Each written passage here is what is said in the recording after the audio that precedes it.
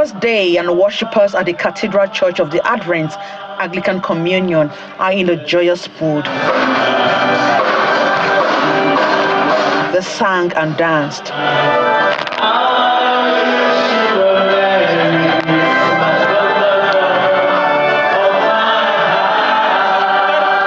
Luke chapter 2. In his message, the primate of the Church of Nigeria Anglican Communion, Most Reverend Henry Ndukuba, urges worshippers to show love to one another in spite of religious or political leanings, which is the central theme for the Yuletide. We are trusting God that though there may be a season of night and darkness, joy, gladness, and celebration shall surely carry the morning.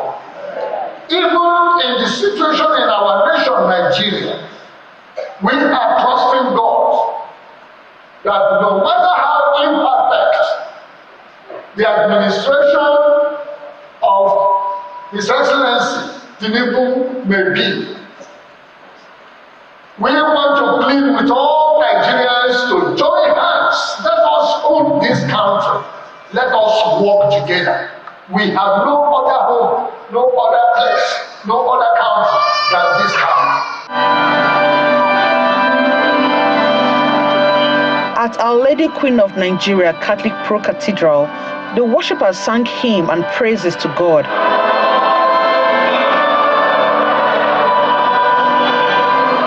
In his message, the Archbishop Ignatius Kaigama urged the congregation to remain steadfast despite the harsh economic realities.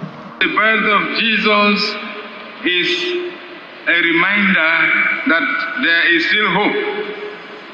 There is still hope that we shouldn't give up no matter the situation of life.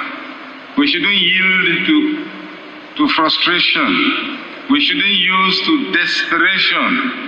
We shouldn't yield to any thoughts that will appear to say there is no God. He also weighed in on the recent stampede at the Holy Trinity Catholic Church, Maitama.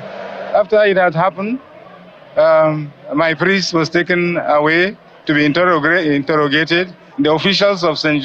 Vincent de Paul, who sacrificed so much, they were also taken away and detained. This is unacceptable. Rather, there should be some sympathy, some understanding that we can work together to bring succor to these hungry and needy people. He urged the congregation to remain steadfast despite the harsh economic realities. Well, that was Christmas in Abuja and Lagos yesterday. But joining us to talk about, I think some of the things that the Archbishop Ignatius Kaigama just mentioned about that and more, we have with us Pastor Dr. Olubayode Awosika. Thank you. Founder, Jesus World Changers Apostolic Mission, and you're also a medical director, Med-In Specialist Hospital. Yes, thank you. But you're also the pastor of Market Impact Church. Market Impact Church. Yes. Thank you so much for being with us on Sunrise Daily. Yeah. And Merry Christmas. Merry Christmas to you. So let's talk about Market Impact Church. What is that? What does that mean? Market Impact Church. Yeah, really. Let me tell you a little story. Okay. I was a pastor in the church for so many years. Regular church. Better Ministry is a big church in Lagos. I was a senior pastor of the church for about 15 years. And all along, I've always been the managing director, the medical director of my business, Med-In Specialist Hospital, and other businesses I was doing. And I did that for so many years. And sometimes in 2015, the Lord called me and said, come, listen, you have been in this regular ministry job for this number of years. And at the same time, you are also doing your business. So, which means that you know the issues in the marketplace. It's one thing for you to just be a church, a pastor, or maybe a pulpit pastor, and talk about business. It's another thing for you to be experienced, to have a lot of experience in doing business and be a pastor at the same time. And the Lord said, now it is time for you to separate yourself and go with your experience as a pastor and at the same time a businessman in the marketplace so that you can influence others. What we discover is that, there are a lot of people who live dual lives. They are great Christians in church, but you can't talk that they are great Christians in the place of assignment. And so what we have been trying to do is to marry the two. That you can be a wonderful child of God in church and still do your business without compromising. And you can make so much money, like we said, you can make so much money and still make heaven. So that's basically what the Market Impact Church is all about. We've had 2 conferences, which we call Kingdom Lifestyle Conference, and sincerely, I want to thank channels for their role, because the Kingdom Life Conference or the Market Impact Conference, Channel had played a major role. The last one was just October this year, 30th. It was beautiful. So that is what the Market Impact Church, the whole thing is there. Come, you can be a good Christian in your place of assignment and also in church. So that's what we're trying to do. That's a very slippery, slope. It is. How do you, well, we'll get to that in a bit, because I want to understand how that would work. Because we've seen a lot of people use church is not, for many people, it's not where they go to actually worship God or actually receive God, whereas where they try to go for networking and asking for one miracle or the other, which has led to a lot of the criticism that we see of the church. But I want to be able to talk about something that the Archbishop mentioned. He was talking about that stampede that happened at the Holy Trinity Church here in Maitama. And it was a priest, and then there's a group called St. Vincent de Paul. They're the ones that take care of the poor and the needy in society, and they were arrested. And the priest was arrested, and the Archbishop said that was unacceptable. But if we juxtapose that with what happened in Ibadan, and saw that and Okija, and saw that Princess Naomi was also arrested, and a lot of the people, the organizers as well, arrested. Do you think it's unacceptable? Because those were his words. Before I comment on what the Archbishop said, I want to say that I have a foundation, a Christian foundation. And we have been doing the same thing for the past 24 years. Now, what do? Every year, we celebrate Christmas with the underprivileged children. And we have an average of at least 3,000 children. When you add their mothers, it's about 4,500. The last one we did is just on the 20th of this month, that's last Friday. We had 3,500 children. And with their mothers, about 1,500, that's about 5,000 people. But the difference is that, we have an instruction, because like almsgiving, we don't advertise it. For 24 years, we have never appeared on television. Nobody knows what we do. Because you say, when you're giving alms, you say what your right hand is giving, your left hand should know it. So it's not an advert. We don't give publicity to it. We just try to make sure that God provides the money.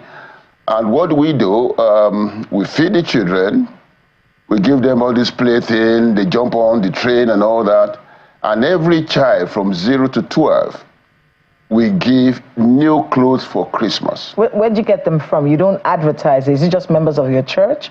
Or do you put the word out in communities? Or how do you get people to know that they can come to your church and get these arms? No, what we do is that we say anytime we just put banners outside. Okay, you put banner outside the church. Banners outside, outside the area where the church is, where my business is. I have a hospital. Yes. And all that. So, we've been doing it yearly, so children are looking forward to it. And you see, we try as much as possible. Like this one, the last one we did, 5,000 children. They were all seated, well seated, and we've always been choosing where we do it. There was a time we did in a particular place. It got to a point I felt the place, it was getting a bit risky. Why? Because mothers, this is years ago, not even now, when things are a bit harder. Mothers, when the gates were closed, mothers were trying to push their children, babies, behind the gate so that they can't come in. And we saw the danger signal, and we moved it away from there. So what we normally do, we do it in an open school, an open field, large space, and we don't allow anybody that does not fall into that category of age to be there. No youth, no any other person except the mother that will accompany the children. You know, so we do it every year. The last one we did, like I said, on the 20th, there was no scratch. Every child did. The IG of police, you know, these arrests, yes. Really, I want to get your thoughts, yes. on the arrests of the organizers. Yes. Are these arrests justified in your view? And this instruction from the Inspector General of Police, whenever you're trying to do this, get the police involved. Let us be able to get, the country's a little different. Let us be able to help you organize it better, you know, and ensure that we do not have stampedes and casualties. Where do you stand on the statement from the IG? And are these arrests of the organizers justified? We have always gotten security. Like whether you use civil defense, this last one we did, we use civil defense. Mm-hmm. If we don't use civil defense, we use the police. We always get security involved. But you see, I don't think sincerely it's justified. Because these people just want to help. You know, like I said, because I'm looking at myself. If it had happened, I know the pain we go through making this arrangement.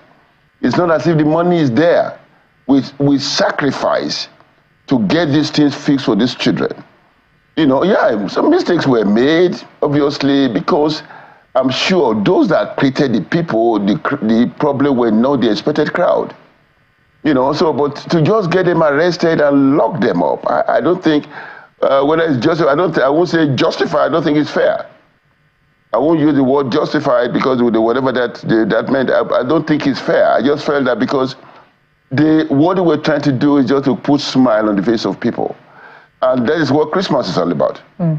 Christmas is about love and giving. That is what Christmas is about. If you were law enforcement, what would you do in this situation? In a situation like this, obviously, you know, I will probably, yes, get them, not lock them up. Invite them. Let's know what went wrong. And then we sit down, because obviously we cannot do it alone. We sit down, government will sit down with them and say, okay, fine. Maybe next time when this is going to happen, it has never happened before.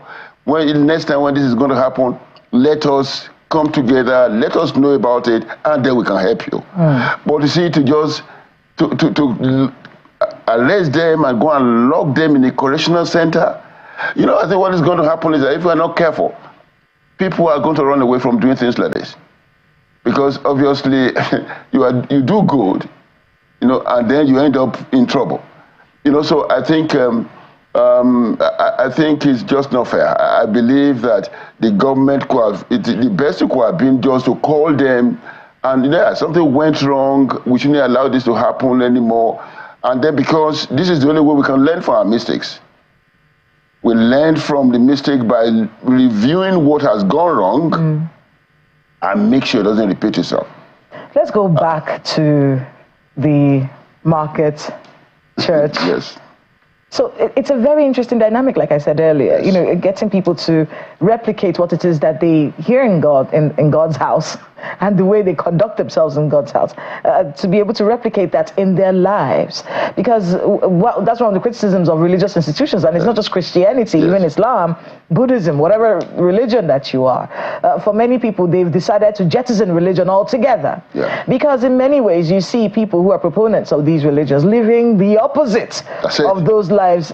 So you're wondering, what's happening? What's the point? Why should I? So that impact of God's word on a person, such that the person replicates that in his life, compounding that with our economic situation, because the truth is, you know, it's even in the scripture, because iniquity shall abound, the love of many yes. will wax cold. Yes. So many people have become cold in their personal lives, but they still go to church, you know, or go to the mosque or whatever religion. How do you want to be able to replicate the examples of the scriptures in the lives of people when they are not inside the church? You say what we are trying to do is this. We understand the situation. I must say that probably there had been a bit of issue with what church is all about. The purpose of church is to prepare us for life outside church. And life outside church is about your place of assignment, your home, your community, how you behave. That is the purpose of church. Church is not a social gathering. It's not a place. It's not a place of networking. It's not. The whole idea, the teaching of Christ, is for us, is to prepare us. Yeah, the ultimate is to make heaven. Yeah, but nobody goes to church and become born again and say tomorrow I want to go to heaven. You still have to be here to do what you need to do. So you see, that is why, as much as possible, we recognize that.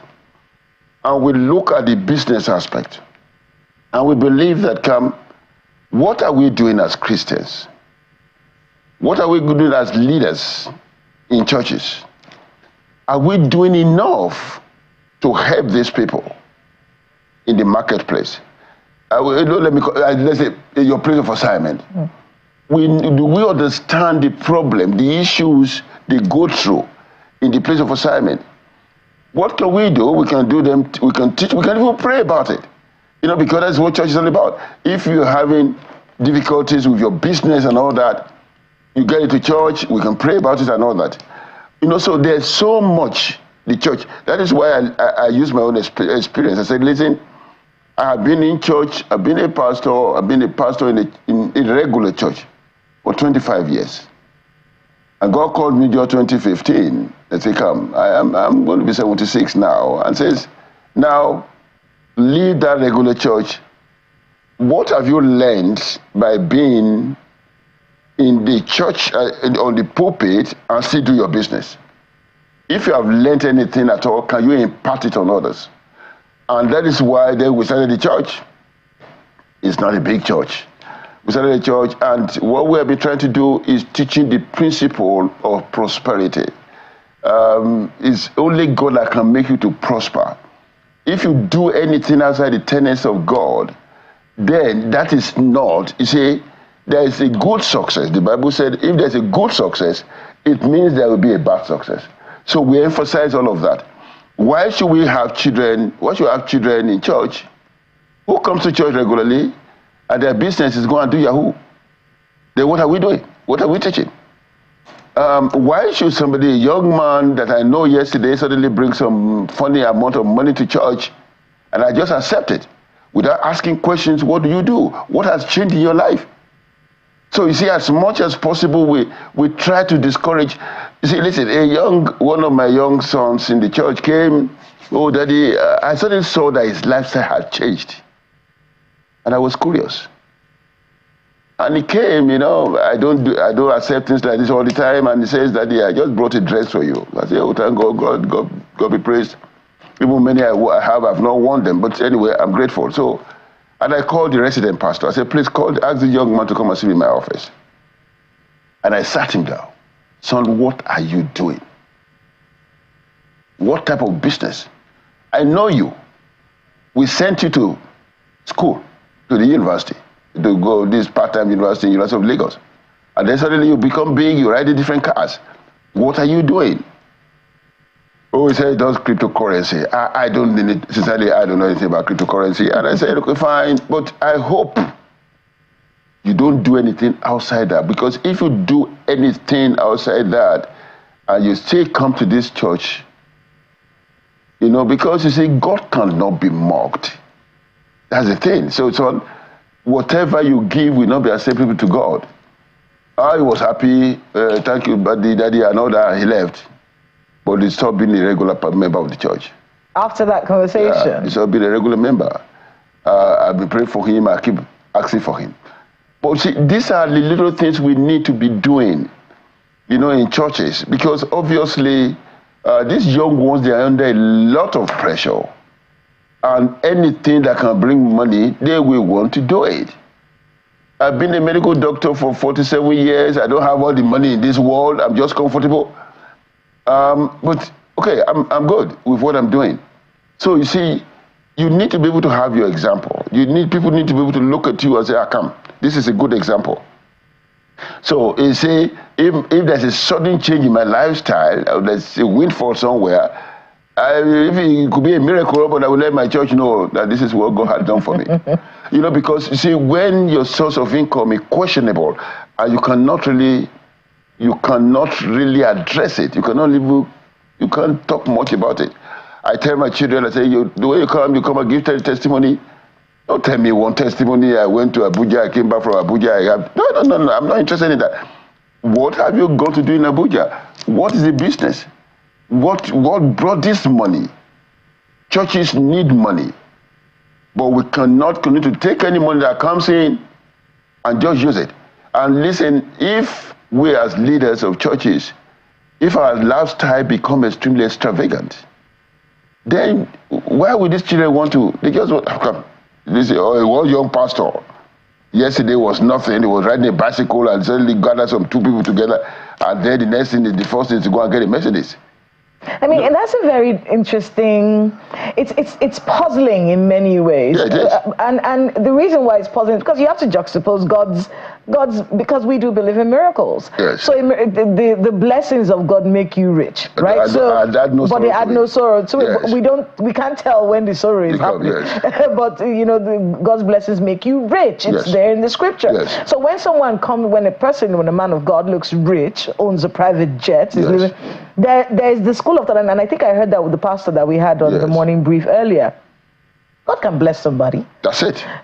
You have a thriving medical business. Yes, I do. You own that hospital. So wouldn't it be wrong for someone to look at you if you've worked all of your life, saved up money, you live well, you like to live well, and you have all of that wealth, and then someone else is looking at you as a man of God and thinking, okay, there's a particular, there's something called piety. You're supposed to show not poverty. Many people mistake piety for poverty.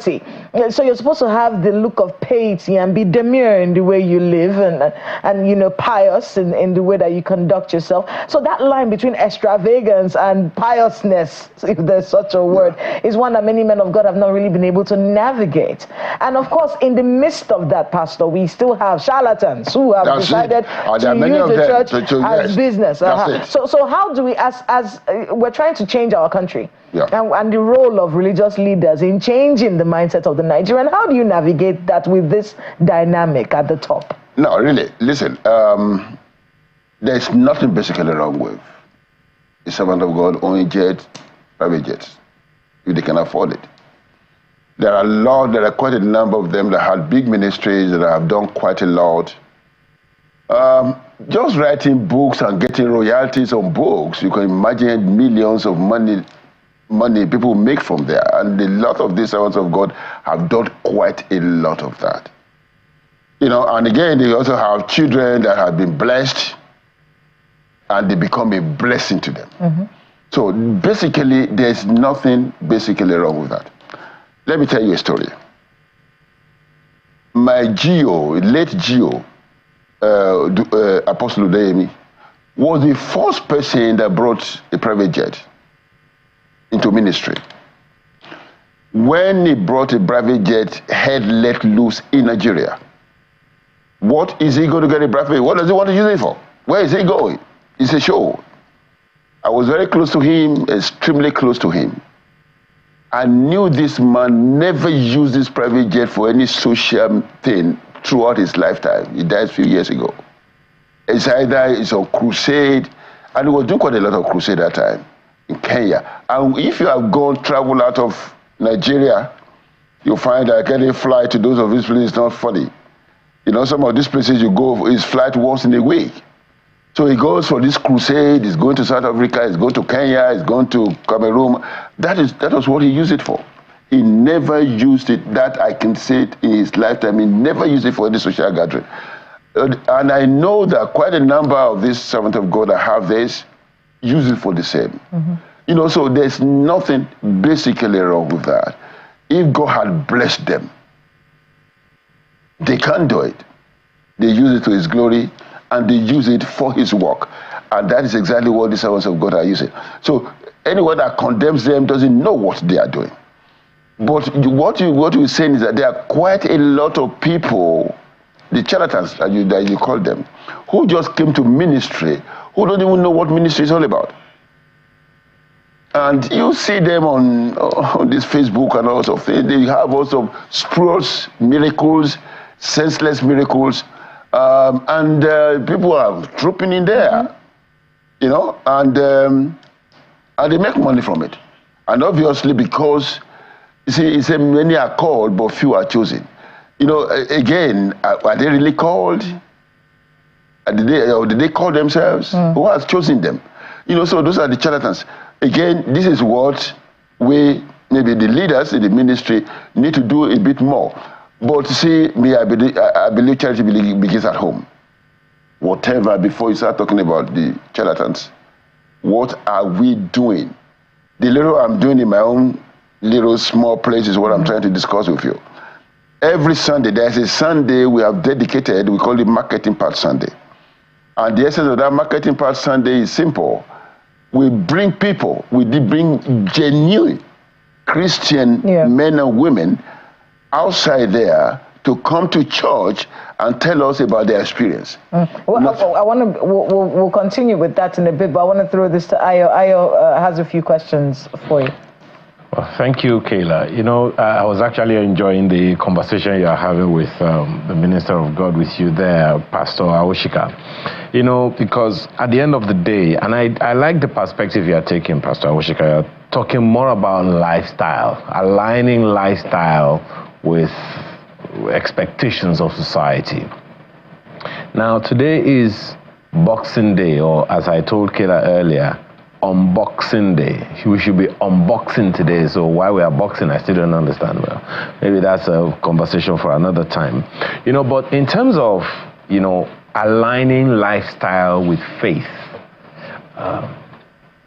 help us find a balance. Help us put it in proper perspective. We have Christians in every sphere of life.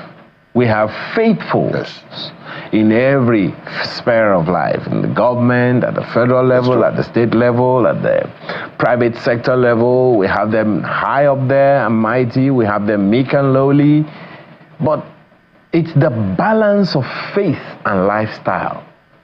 I think it's somewhere in the Holy Writ where it says that your light should shine in a way that other people will see it and glorify God. And then I think there's another one that says that when people see it, they want to be like you. So it's that balance of faith and lifestyle that makes the difference. How do you see, how challenging do you see it? I'm glad that you're talking about the marketplace, because that's where the rubber meets the road. You take the faith to the marketplace and the difference is going to be. So help us understand that balance, the challenges of that delicate balance and sustaining it. Thank you. You know, let me just illustrate this. You know, you find that our example in Christianity is Christ himself. You look at Christ, and he had 12 disciples. It is almost impossible to distinguish him from the other disciples, and I think that is one of them had to be bribed to betray him. Why? Because there was nothing extravagant about his lifestyle. You know, lifestyle is not in your. You see, people have gone overboard. Sincerely, I love people dressing well. I love people looking well. I love people doing everything well. But you see, the Bible also says, "Would you do things in moderation?" You know, as servants of God, how are we doing things in moderation? As children of God outside there, how are we doing things in moderation? You know, what has actually happened? We have allowed the society, instead of us changing the society has actually changed us. You know, it's like we are competing with the society now. That's the way it looks like. That's the way I say it. Listen, I am one person that I love good cars. I love good cars, and I have one or two of them. You know, why should a servant of God or a servant or a child of God, you are traveling, you want to travel chains of vehicles? You know, I can go on and on and on and on. You know, you wear some chains, or you wear some things on your neck. You wear some diamonds that people look at and wonder, and they keep costing what you are wearing. Pastor Awosika, you are lamenting the way I'm lamenting, and I'd like you to help us find balance. The reason I'm asking that question is because there are a number of people who are wondering, how can I really find that balance and be meaningful in life? They want their light to shine. They want their faith to be demonstrated, but they are also afraid of being castigated by society because of their faith. You know, I think what we need to do is this, and that's, they say whatever you do, people will talk about it. People will talk about it. One, you know the God that you serve. You are comfortable with the fact that you are a genuine child of God.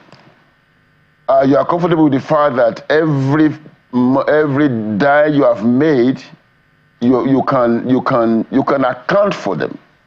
There's nothing frivolous there's nothing illegal about your earning. You know, and then, you see, and Christ said it. You see, if your hand is going to make you sin, they said, cut it off. So there are certain things, even in your course of your lifestyle, if you find that people are becoming a bit uncomfortable with, that will not take you quite, why don't you stop it? You know, if for example you have some certain cars and people keep complaining about it, I'm not saying don't drive your car. Why must you always drive it? No, there are certain things you need to do. Yes, our light must shine. We are the light of the world. That's what the Bible calls us. We are the salt. Our light must shine, and we will continue to shine. But there are certain things that we do. Is the exaggeration that is the problem. Is the way we do things. I think we become a bit excessive in some of the things we do. Okay. You know, so we all look at ourselves. This is pure personal now. You look at your life and say, come, what exactly am I doing that I think is excessive?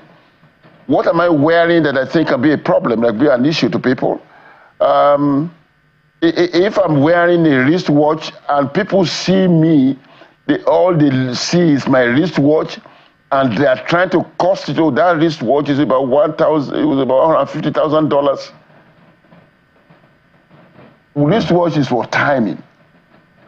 If it gets to that, and people want to go to hell simply because they see me wearing such a wristwatch, can't I give it away or just do something with it and be a blessing to sell it and be a blessing to the poor?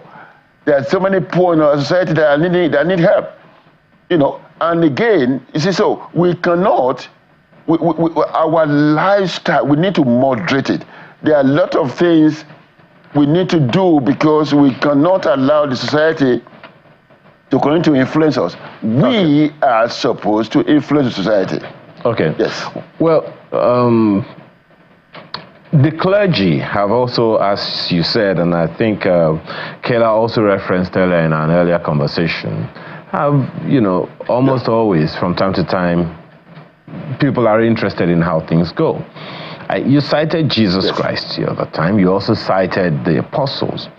And there are those who would point to you the fact that in his day, we had the clergy. In the days of Jesus Christ, we had the clergy who did not really welcome Jesus, who were not willing to change the status quo. They just wanted the status quo to remain. And for as long as they had the status quo, they were relevant. Now, there are those who would point you to the fact that it's about the same thing these days. People don't want things to change. They just want things to remain the same. Jesus did a lot more of his ministry outside of the church, as it were, as opposed to inside of it. So it gives validity to your own market ministry. So help people understand what the place of the clergy today, as opposed to the demonstration of influencing people in the church to take it out there to the marketplace.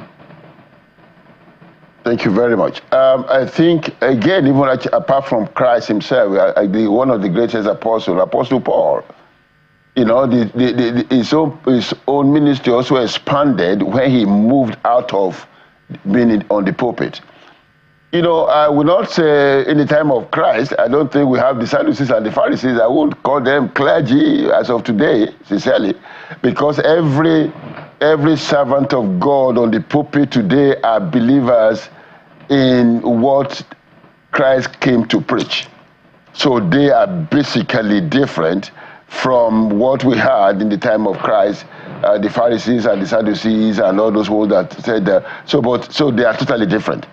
But today, all we are trying to do, even those supposed clergymen, as we call them, those are the pulpit pastors, they still have a lot of role to play. You know, it's a matter of a synergy. It's a matter of us working together. It's a matter of recognizing the fact that, like I said some times ago, there are many more people outside church than inside church. There are many more. There are many more people in the marketplace, in the various places of assignment. And it doesn't have to be in the bank. It doesn't have to be in big churches. There are many more who are walking on the street, selling things on the street. They are also marketplace people. They have their own assignment outside there. So we all need to recognize that fact. You know, we thank God for the great churches that we are building. We thank God for that. But it does not matter if you even have a church that has a capacity for 1 million people at a time. Outside that 1 million, I can tell you there are either 70 or 20 million people outside there. What I'm trying to say is that we should try to see how much we can do to influence those people outside there, because that is where the issues are. The children that are on drugs are the ones that will not come to church. Recently, there are about 730-something people that were arrested, Nigerians, doing cryptocurrency, doing something they call romance fraud or whatever, in Lagos. Many of them are our children. They are there. They know better. That is the role of the church. We need to, with the church now, we need to condemn some of these things on the pulpit. Not all of us will understand that I'm different in the sense that I've always been a pulpit pastor and also a market pastor. There was no time I left my business because I was a pastor. So I know what it means to be in the marketplace, to be asked to pay a bribe, to be asked to do, I won't give you this except you do this, to be asked to do deals. I know what it means. And these are things I have gone through over the years. What has just helped me is just because, yes, I'm in the church, I know what the Word of God says. It is the Bible condemned giving and accepting bribe. It's in the Bible. The Bible condemned it. How many times do we say it? Do we say some of these things to these people? No, so those are some of the things that even our pulpit pastors and leaders and the clergymen we need to come out boldly and condemn some of these actions that we know it is not right. I mean, I just got a message from a pastor that said, Kayla, the only thing we can do is preach God's word and hope that it works. And I was thinking, is that the only way? Is that all we can do? Because when you look at these, like when I saw those young people from there, and the plethora of disappointing stories that we have in this country, and many of them are Christian. Yeah. In fact, everyone is religious. We have one religion or the other. Yeah, we have very few atheists in this country. But, is that all that can be done, at least from a Christian perspective? Is that all that can be done? Preach God's word and hope that people receive it? Hope that its miraculous power can change people's lives? Or is there more that religious leaders like yourself can do to change people's attitudes as we navigate 2025? The more we can do is that say we need to follow up these children. We also need to see how we can get them alternatives. Listen, we have smart children. Nigerians are smart. Our children are smart.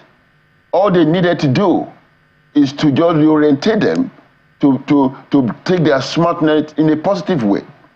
And as a church, I'm hard on the youth in the church. I am hard on them. Well, their example is the elders that are their example. We look at our older ones and we see them do all sorts of criminal things and enrich themselves, and then they are able to send their children abroad and then able to live lavish lives. Why would a young person listen to you when you're telling me? No, that's what I'm saying, because they look at our lives. They look at our lives. They look at the life of the leaders. Then it has to go down, right? I cannot have a known 419 as a leader in the ministry sitting in front and be given every recognition. And I want to have a voice to condemn what the young ones are doing. You see, these are some of the things that it is tough. The message here is that we need to open up. We need to be real to ourselves.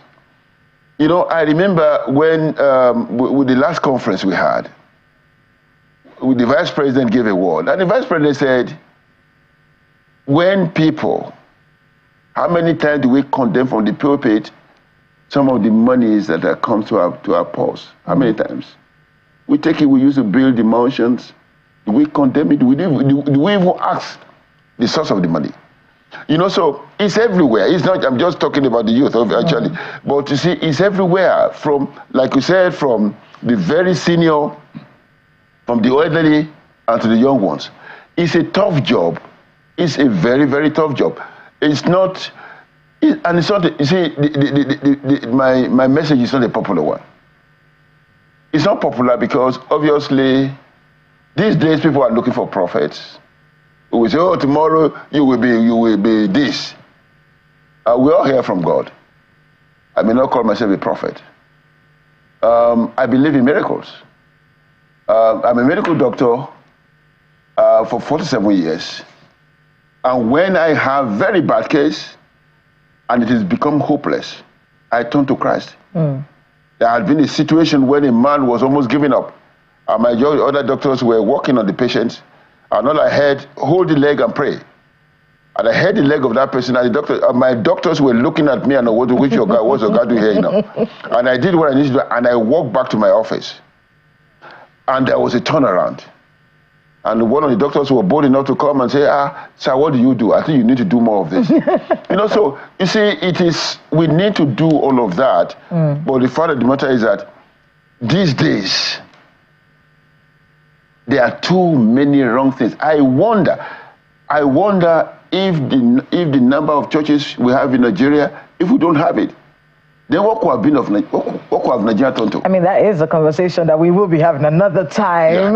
But our time is already up. Thank you so much, Pastor Olubayode Awosika, for being with us on the program. And Merry Christmas and a Happy New Year. Merry Christmas, Happy New Year to you too. Thank you very much. Business Morning is up next on Sunrise Daily. We'll be back with more conversation 30 minutes after, so please stay with us.